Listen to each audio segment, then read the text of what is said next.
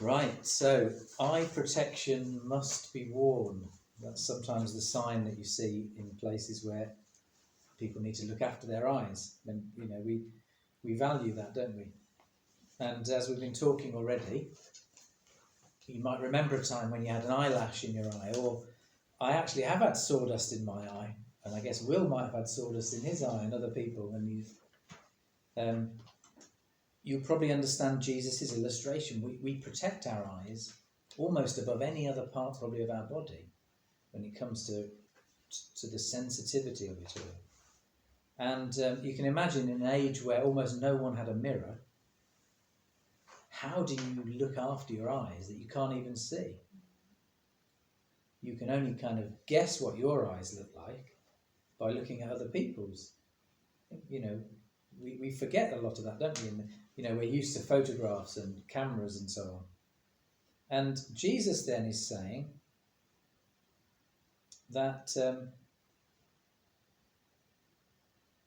I want you to be able to see clearly, so that with the utmost sensitivity, you'll be able to help each other with your sight. That's what he's saying in those verses. Now, of course, he's talking there about faults and about helping each other to become more like Jesus by correcting one another. Now, if you've ever been corrected or corrected someone else, we begin to realise just how sensitive that can be, and how prickly we can be, and how delicate we have to be. And so Jesus is saying, look, talking to other believers about things that you've spotted is a very, very sensitive and delicate thing. It's only really reserved for close family and friends, isn't it? Or experts in that sense, medical experts.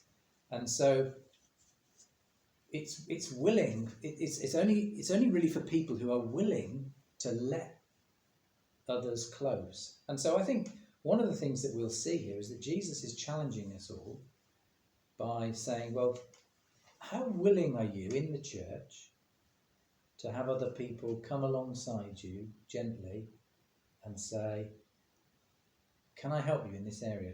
I've noticed something, can we talk about it? That's a challenge to me. But also, it's just about how generous are we in the way we judge and think about one another. So there are two dangers that Jesus points out.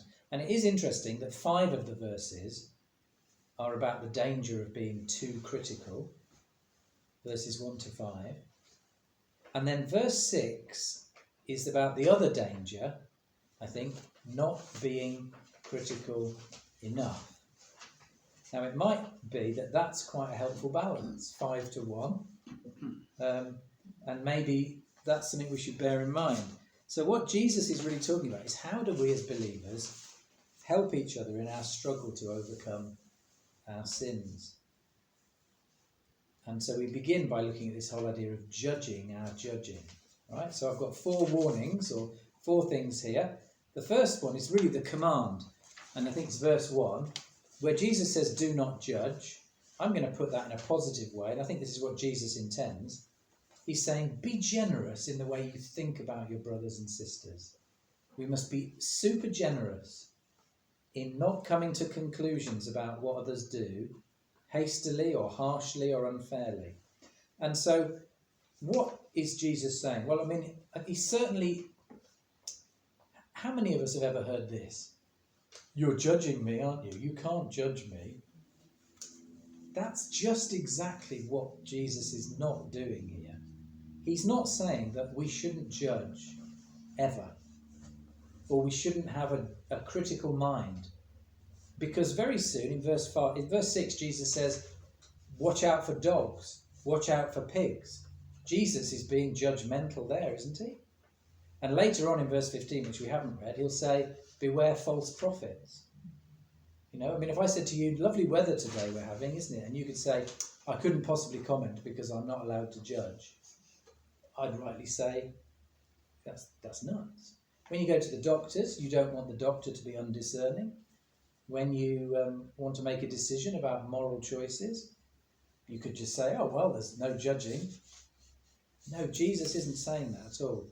He's given us judges and magistrates to keep the law and policemen to lock up bad people. He's given us parents to judge and train how their children grow up. And he's even given us the church, elders from God. Paul, isn't it Paul who says, Peter, it's time for judgment to begin at the house of God. Yeah, Paul in Corinthians, isn't it? So Jesus is not opposed to us thinking critically, analysing, coming to judgment. But what's he saying? He's really talking about a judgmental spirit that forgets that the ultimate God is the one who judges all of us. It's someone who judges others in a way that isn't prepared to be judged ourselves. So we might be harsh to others and generous to ourselves. We might be unfair. We might ignore or play down our own sins, our own planks. It's the self-righteous, it's the hypocritical. You see the speck, but you ignore your own plank. In the end, I think, to want to be a judge is really a desire to be boss, to be God. To judge is to say, I know the law, and I know the law for you. To judge is to usurp what God's role should be. So Jesus' command, I think, is not to be blind, but rather it's to be kind. It's that sense of, well, if you're going to judge, make sure that you are more generous to others than you are to yourself. And give up, as it were, even beginning to imagine that you're anywhere close to the perfect judge who is God. So the question for me then is, how generous am I? How generous am I? I can think of Christians and actions that Christians take, and I think, well, I wouldn't do that. And every Christian has their own conscience, and we all have our own understanding of the scripture, which is broadly in agreement about most or many things. But there are issues in life where Christians see things differently. And we need to beware of coming at it with a harsh and judgmental attitude. So that's what Jesus is saying when he says the command, do not judge. I think he's saying, be generous. All right? And then the next thing is Jesus gives us a reason. And he says there you need to be ready for judgment. Okay? Because Jesus taught here that with the way we judge is the way God will judge. And with the measure we use, it will be measured to us. Now, at face value, that is kind of saying that God will basically hold us to the same account that we hold other people to account. In fact, the rabbis taught that God had two measures for judging people. He had the measure of justice and the measure of mercy. And it might be that Jesus is kind of hinting at that rabbinical teaching. Are you going to use the stick of judgment or the stick of mercy to measure someone else? A bit like 1 Corinthians 13, where Paul says, love, in several versions, love always believes the best. The judgment of mercy. Sometimes we can't understand people's methods, but we perhaps say, well, I'm going to trust that their motives were right. But I think Jesus is going beyond that. I think Jesus is saying that a person almost who imagines that they are worthy of being the judge is in danger of proving that they themselves have not received God's mercy themselves. In other words, that they're acting as though they were above the salvation that Jesus offers to all who know they're sinners. to be judgmental is almost to prove that you are still under God's judgment. That's a challenge, isn't it? A person who is harsh to judge and quick to judge, at the very least, is living like an unbeliever in their attitude. And I think this is a grave, grave sin that we're all capable of. It's a bit like, you think about it, Jesus has said similar things already in the Sermon on the Mount, hasn't he? In chapter 6, he said, if you will not forgive your brother, neither will your Father in heaven forgive you. I think that's the same idea. He's saying, if you are unforgiving, it's a clear sign that perhaps God, yourself, you haven't received the forgiveness of God. It's this sort of Hebrew way of speaking. And even in chapter 5, blessed are the merciful, for they shall receive mercy. There was a big city law firm an accounting firm in the city, and they had an interview of all their staff, and they gave them all a piece of paper, and there was a horizontal line halfway along the paper, and they said, right, what I want you to do, without naming anyone, above the line, I want you to write all the prejudices of your colleagues. And below the line, I want you to write down all your own prejudices. And so all the staff did that. And then, of course, they were all anonymous, and they were all collated, and they were all distributed. And what did you discover? That everyone put the big sins on other people, the big prejudices on other people, and everyone put the smaller, more forgivable prejudices on themselves.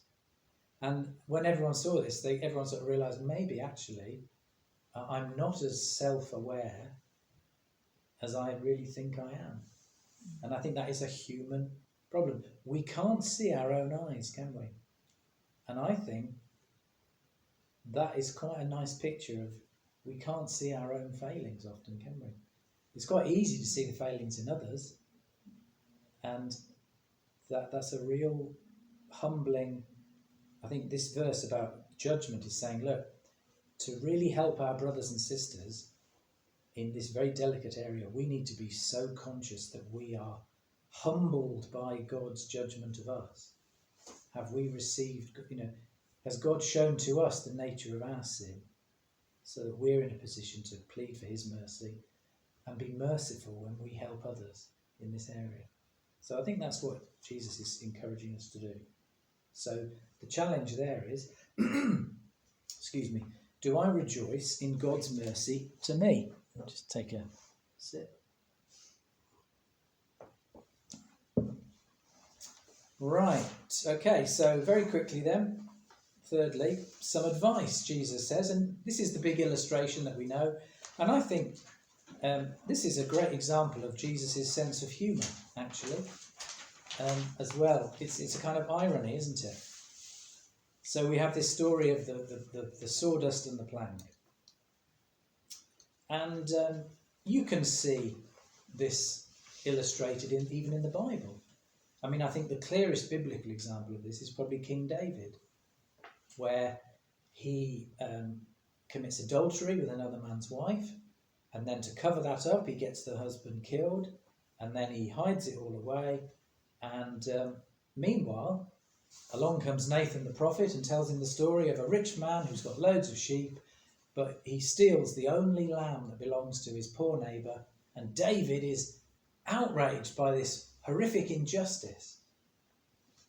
The plank and the sawdust. And Nathan says to David, you are the man. It's you. You could have said, you hypocrite, just like Jesus says here, you hypocrite. And, we can think of many examples, can't we?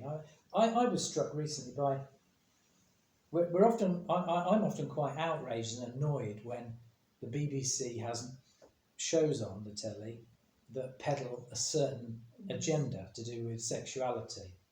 And you think, well, if there's 4% of the population who are in this area, why is 50% of the actors going through this? It's an agenda, and I get really cross.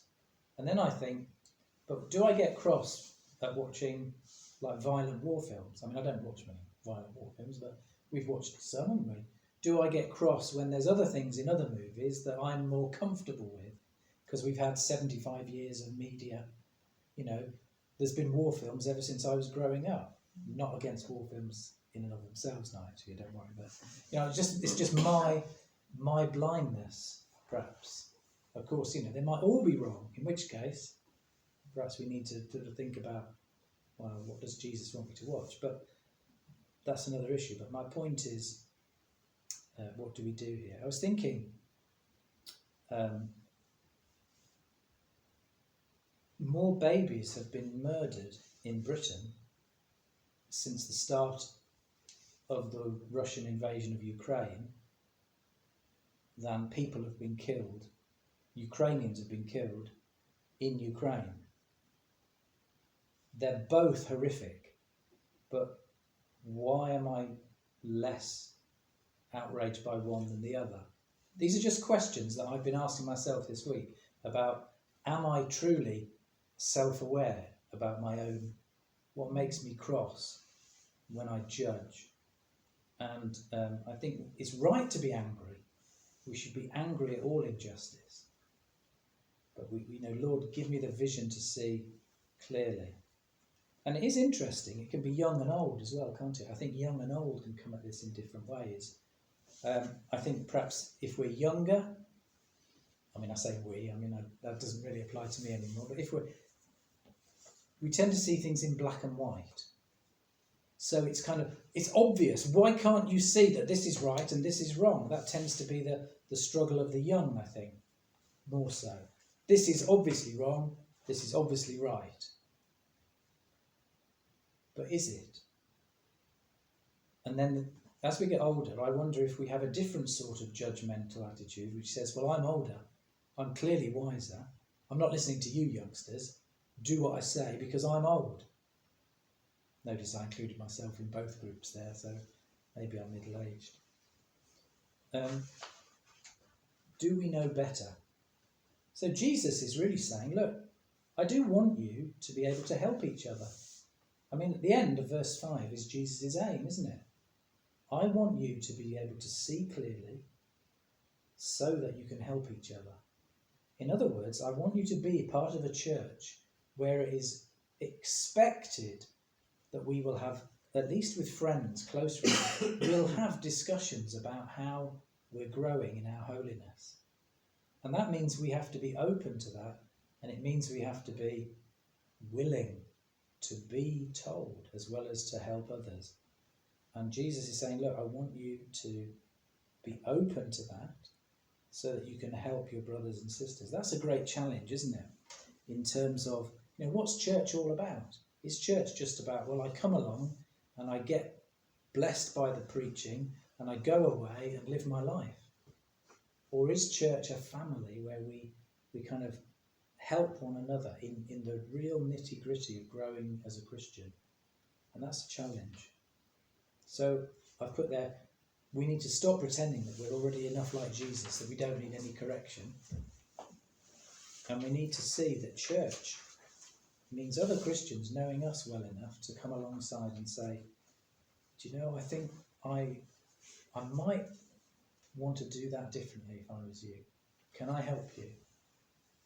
So as John Stott says, we should be more critical of ourselves than we are of others, and we should be more generous to others than we are to ourselves. Right, better wrap things up, haven't I? Sorry, time's gone on. Yeah, I think the last verse, verse 6, is saying, with all that generosity and with all that kindness and with all that leniency, let's beware that we don't go the other extreme and say, oh, well, you know, everything's fine. Jesus is saying here, look, don't give to dogs what's sacred, don't throw your pearls to pigs. And in Jesus' day, dogs were generally feral and quite vicious and half-starved and quite scary and aggressive. And the pigs were all descended from the wild boar. And people have been killed by wild boars. So these are not just like pink pigs that are all cuddly and cute. These are semi-domesticated boar. and they're aggressive. And of course, I put there, do not feed the bears. That's the one rule when you go camping in America, apparently. Never feed the bears, because you can never give a bear enough. People do, and they get eaten. So Jesus is not saying here, don't tell sinners about Jesus. Don't share the gospel with sinners. But I think we have to be aware that there are people who become habitually hardened and aggressive and anti the gospel. And there may well be times where we have to say, well, I've spoken to you, I've done all I can, I've shared. And like Paul says, I wash my hands of you. You're as far as I can see, you've rejected the gospel. Like Paul said to the Jews, he said, I'm going to the Gentiles. Your blood is on your own head. We have to warn people. Jesus sent the disciples out, didn't he? And said, if the city doesn't receive you, then shake the dust off your feet. Warn them of judgment. And also in the church, Paul says, warn an unruly person twice. After that, have nothing more to do with them. So this verse is the corrective to being just too nice. We can be nice, but sometimes, as believers and as churches, we may have to eyeball somebody face to face, nose to nose, and say, this is wrong. Unless you repent, you're under judgment, you're under discipline. And so there's that warning. Notice it's one verse out of all 6, but it's there to remind us that we're not playing at church. So all of this is kind of, doesn't it just show you that Jesus is so intimately concerned with our spiritual well-being and our growth? And it matters so much to him that he's explained all this. So the final question, I think, is, does it matter to us? This is a way that we can grow in holiness and grace. And maybe the Lord can help us in that together. We're better together than we are on our own.